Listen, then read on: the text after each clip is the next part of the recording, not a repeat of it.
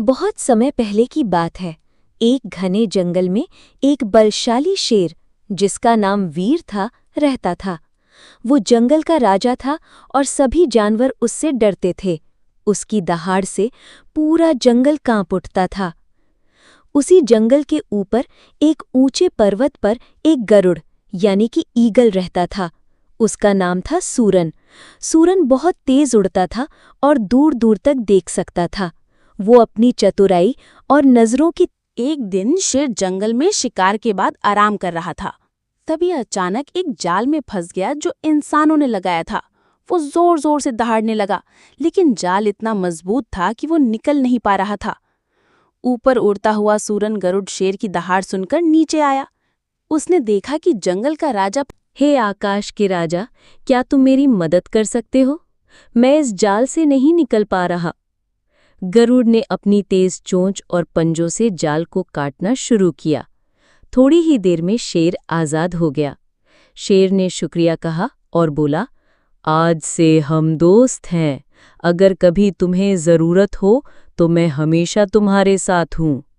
दोस्ती की परीक्षा। कुछ महीनों बाद गर्मियों की एक दोपहर थी। सूरज तेज चमक रहा। तभी गरुड़ ने देखा कि कुछ शिकारी पेड़ों के पीछे छिपे हुए हैं और उनके पास तीर कमान है। वो शेर की तरफ बढ़ रहे थे।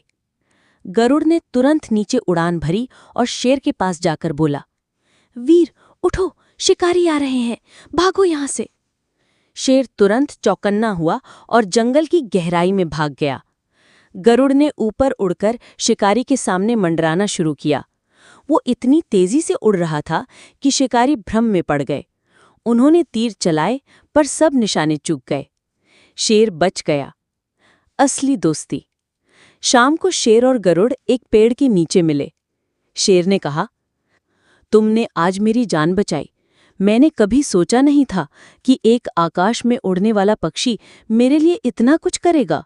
गरुड़ ने मुस्कुराते हुए कहा, और आपने भी मुझे कभी छोटा नहीं समझा। यही तो सच्ची दोस्ती है, जहां ताकत और बुद्धि मिलकर साथ चले। उस दिन के बाद शेर और गरुड़ जंगल और आकाश की जोड़ी बन गए।